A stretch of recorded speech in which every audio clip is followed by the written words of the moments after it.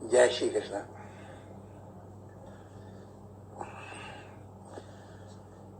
कृष्णाय वासुदेवाय हरये परमात्मने प्रणतक्लेशनाशाय श्रीगोविन्दाय नमो नमः। ठाकुर हमरे रमण बिहारी, हम हैं रमण बिहारी के साधु सेवा धर्म हमारा, काम न दुनियादारी से। कोई भला कहो चाहे बुरा कहो, हम हो चुके रमण बिहारी के।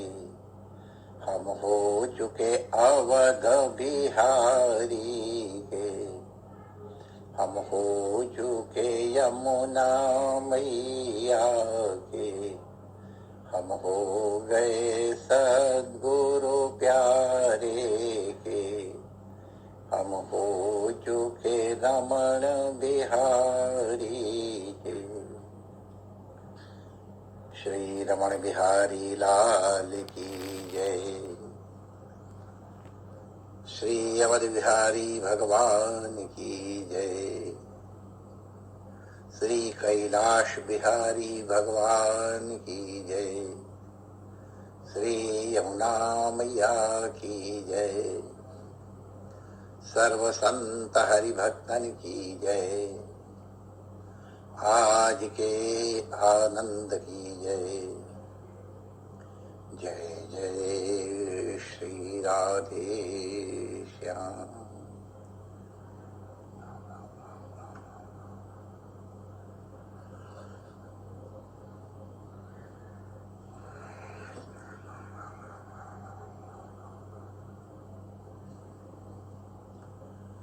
नारायण नारायण नारायण नारायण।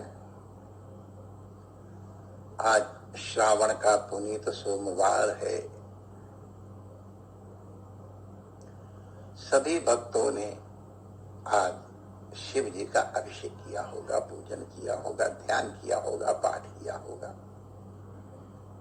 सबके लिए हमारी मंगल कामनाएं। भगवान भोलेनाथ सबके पूज्य हैं, चाहे गणपत्य हो, चाहे शौर हो, चाहे शाक्त हो, चाहे वैष्णव हो, चाहे शैव हो। जिसकी जिस इष्ट पे भावना है, भगवान भोलेनाथ उसकी उस भावना को दृढ़ कर देते।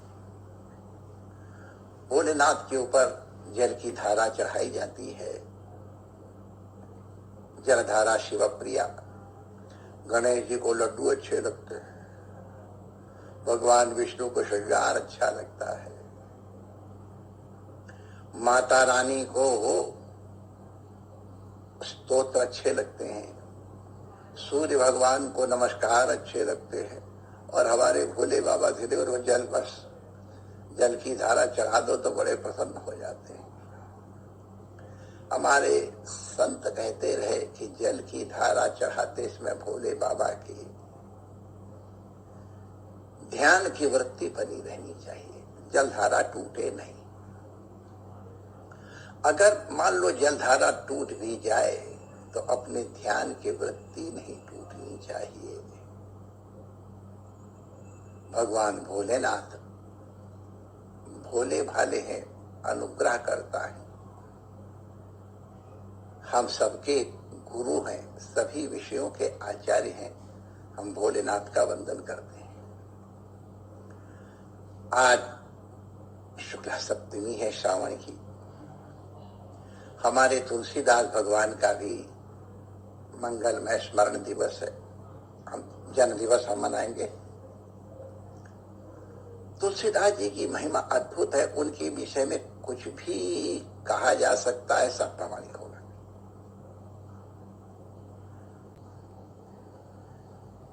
लेकिन तुलसी राम उनके सारे ग्रंथ, सभी ग्रंथ, चाहे कवितावली हो, चाहे दोहावली हो, चाहे राम लला नाचो हो, जितने भी ग्रंथ हैं उनके सब अद्भुत हैं।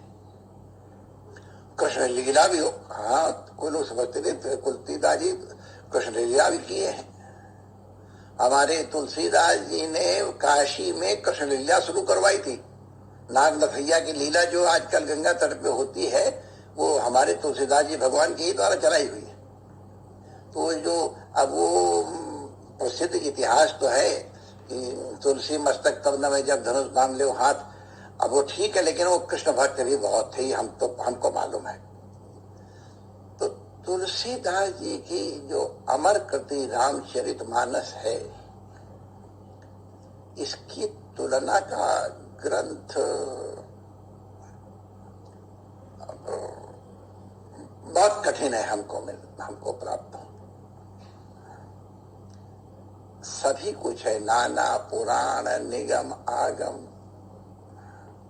तंत्र सब कुछ है उसमें, साहित्य व्याकरण ज्योतिष, अरे क्या नहीं उसमें सब कुछ है।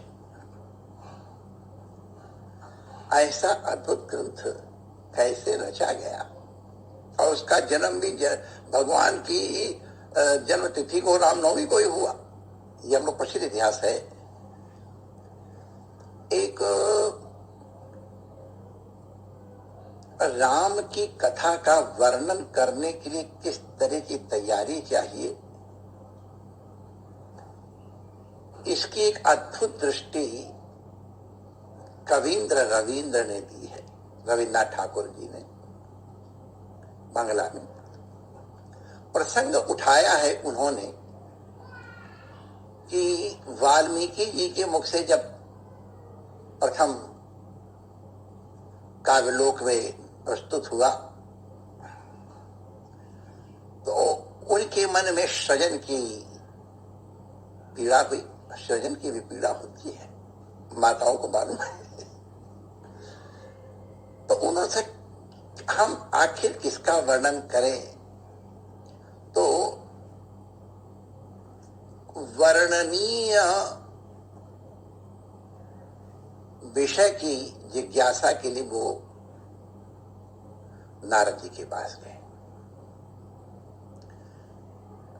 नारद जी का काम ही है सबको भगवान की ओर जोड़ना, प्रतिज्ञा है उनकी, गेहे जने जने, भगवान की भक्ति का स्थापन उनको करना है। तो जब जिज्ञासा की श्री वाल्मीकि जी ने, और ये कथा वाल्मीकि रामायण में भी है, उसको हम लोग जब पढ़ते थे तब इसका हम लोगों ने अध्ययन किया था। आजकल हम शरीर में हमारे कुछ लक्षण अच्छे आने लग गए हैं, हम भूल जाते हैं। भोजन करते करते हमको भूल गया उस रामायण का नाम क्या है, हम तो खूब पढ़ते हैं। तो मैंने संपूर्ण रामायण कथा वो वर्णित है उसमें, नारद जी और वाल्मीकि जी के संवाद के विषय में, कौन वर्ष में लोके इत्यादि से शुरू किया गया है। तो संक्षिप्त रामायण नाम उसका। हमारी वृद्धावस्था से आप लोग जरा सहानुभूति करेंगे। तो इस घटना को रविंद्र कवींद्र ने किसी अद्भुत ढंग से कहा, और हमको बहुत सटीक लगा, हमारे हृदय में प्रवेश कर गया, इसलिए आपसे कह रहा हूं। वाल्मीकि जी को जब नारद जी ने कहा तुम राम के चरित्र का वर्णन करो, अपने काव्य का वन विषय भगवान श्री रघुनाथ को रखो, तो वाल्मीकि घबरा गए। प्रभु मैं तो राम जी के चरित्र को जानता ही नहीं, भगवान रघुनाथ का चरित्र, रघुनाथस्य, रघुनाथ का चरित्र तो बहुत महान है, मैं कैसे कह पाऊंगा। तो रविंद्र ने एक बड़ी अद्भुत बात कही। उसको कहने के पहले हम उसकी गंभीरता को समझ लें।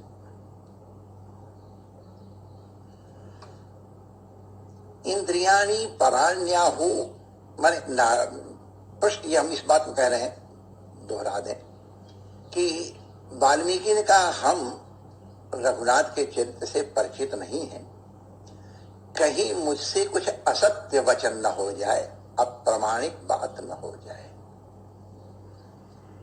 तो भगवान श्री रवि ठाकुर ने कहा या नारद के मुंह से रविन्द्रनाथ ठाकुर ने कहलवाया कि प्रमाण किसे कहते हो? क्या प्रत्यक्ष प्रमाण है? प्रत्यक्ष से पढ़ करके अनुमान है? मन से करोगे? बुद्धि से करोगे? इनमें कोई प्रमाण है? वो परम तत्व सबसे ऊपर है। इंद्रियाणि पराण्याहु इंद्रियेभ्यो परम मना मनसस्तु परा बुद्धि यो बुद्धे परतस्तु सह। इंद्रिय देखा हुआ यथार्थ सत्य नहीं है। मन के द्वारा अनुमान इत्यादि के द्वारा भी जो विचारा गया वो भी यथार्थ नहीं है, सत्य नहीं है। बुद्धि के द्वारा भी एक सीमा है। यद्यपि इंद्रिय प्रमाण है, लोक व्यवहार इसी से चलता है, आवश्यकता पड़ने पर अनुमान प्रमाण किया जाता है, नहीं तो फिर बुद्धिजन्य प्रमाण, शास्त्रजन्य प्रमाण। नारद जी ने रविंद्र की वाणी में कहा, वाल्मीकि तुम अपने अंतःकरण को, अपने हृदय को अयोध्या बना लो। तुम्हारा हृदय अयोध्या बन गया तो जो भी तुम लिखोगे वो प्रमाण हो जाएगा। ये जितने भी सब प्रमाण हैं उसके नीचे हो जाएंगे, तुम्हारी अनुभूति ही परम प्रमाण होगी। हमको लगता है ये बात सटीक से तुलसीदास जी के ऊपर भी आती है। उनके हृदय में लीला प्रकट हुई है और वही लीला को उन्होंने शब्द का बहाना दे दिया है।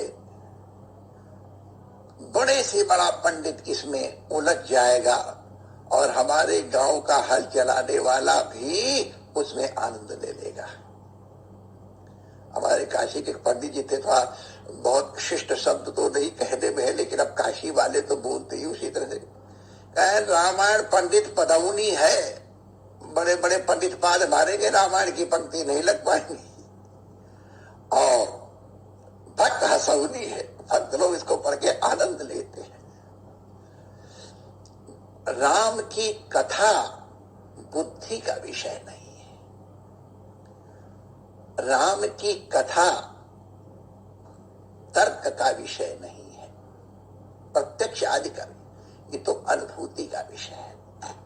अब मैं नाम नहीं लेना चाहता हूं, कुछ कथाकार जब अनुभूति की अवस्था में पढ़ के राम की कथा का वर्णन करते हैं तो वो एक अलौकिक ही होता है, अद्भुत है। हम धन्य हैं, ऐसे कथाकारों के हम प्रत्यक्ष दर्शन कर रहे हैं और उनका श्रवण कर रहे हैं। सहृदय होके इन महापुरुषों की कथा सुनी जाती है, तो हम लोगों का सौभाग्य है। जितने साधन पूर्वक हम लोगों को ये कथा श्रवण करने का लाभ मिल रहा है, हमको नहीं लगता इसके पहले इतिहास में किसी को इतनी सुविधा पूर्वक कथा श्रवण करने का लाभ मिला होगा। लेकिन कथा श्रवण करते समय भी अपनी बुद्धि इत्यादि को दरवाजे ही छोड़ के आ जाए। जहां जूता उतारे और वहीं अपने वर्ण का, आश्रम का, विद्या का, धन का, सबका अभिमान वहीं छोड़ के आए और अपने हृदय को अयोध्या बना करके कथा सुना जाए तो कथा का परम आनंद आता है। अपने हृदय को अयोध्या बना लो, राम लला अपने आप तुम्हारे यहाँ आ जाएंगे। तुलसीदास जी के जीवन में हमको देखने को मिला है अद्भुत, कितनी नम्रता उनमें, और नम्रता उनकी लादी हुई नहीं, स्वाभाविक है। एक घटना कह के फिर माने इसको हम प्रमाणित करेंगे। श्री नाभा दास जी भगवान ने भक्तमाल की रचना की, कि पूरी एक माला भक्तों की है और उन्होंने अपने गुरु के आशीर्वाद से ये रचना की है। अपना अभिमान नहीं। उन्होंने कहा तुमको हर भक्त का चरित्र अपने आप स्फुटित होगा तुम्हारे अंतःकरण में, और वो जो सोचेगा, जो भाव उठे, वो तुमको प्रकट होंगे। तो वो गुरु की कृपा से रचा हुआ ग्रंथ, अद्भुत ग्रंथ है। हमारे वर्तमान मनोपीठाधीश्वर भगवान जब भक्तवाल की कथा करते हैं तो क्या कहा जाए, हमको नारायण दास जी भक्तवाली जी महाराज का स्मरण हो रहा। ये लोगों की कथा सुनी है वो धन्य है, इनके दर्शन किए हैं। हमारे पूज्य ज्ञान गुजरी वाले भक्तमाली जी, और भी हमारे बहुत भक्तमाली हैं। तो ये भक्तमाल भी किसी भी प्रकार से भक्ति को प्रदान करने में न्यून नहीं है। भागवत की महिमा है, रामायण की महिमा है, रामचरितमानस की महिमा है, तो हमारे भक्तमाल की भी महिमा है। तो भक्तमाल की रचना हो गई, अब उसमें सुमेरु किसको रखा जाए? सब तो बराबर है। अब सबके संभालों को सुमेरु कैसे रखा जाए, ये भक्तमाल के रचयिता नाभादास जी के मन की जिज्ञासा है, और भक्त की इच्छा भगवान पूरी करते हैं। भक्तमाल की पूर्ति के अवसर पर हमारे यहाँ संतों में भंडारा करने की परंपरा है, और वृंदावन में हमारे झरा भंडारा होता है। झरा भंडारा माने जो भी आओ सबको निमंत्रण है। अब तो भगवान के पास बहुत झरा भंडारा होने लग गए, पहले तो इतने नहीं हो पाते थे। तो झरा भंडारा हुआ और सब संत लोग आए। तुलसीदास जी भी वहां कोई स्थान बताया था हमको, संतों ने वहां बैठे हुए थे। किसी ने कहा चलो, कहा नहीं ठीक, हम ये प्रणाम कर लेते हैं। कहा तो किसी ने प्रेरणा दी तो वो गए, और जब गए तो विलंब से पहुंचे। अब विलंब से पहुंचे तो पंगत तो बैठ गई थी, पत्तल जल गई थी, जल चल गया था। ये हमारे परंपरा, पहले पत्तल चलती है, कुल्हड़ चलता है, फिर जल चलता है। जल चलने के बाद पहले मीठा चलता है, फिर इसके बाद और कुछ चलता है, और बड़े बढ़िया पदों का उच्चारण किया जाता है, मंत्रों को उच्चारण किया जाता है, श्लोकों को उच्चारण किया जाता है। तुलसीदास जी सबसे आखिर पे पहुंचे तो पत्थर तो सब चढ़ गए थे, सकोरा इत्यादि। तो तुलसीदास जी आखिर पर चुपचाप बैठ गए जाकर के। अब परोसने वाले आए, खीर परोसने के लिए ले आए, खीर राम। अब तुलसीदास जी के पास पात्र तो था नहीं, जल पात्र तो अपना था, लेकिन खीर काहे मिले?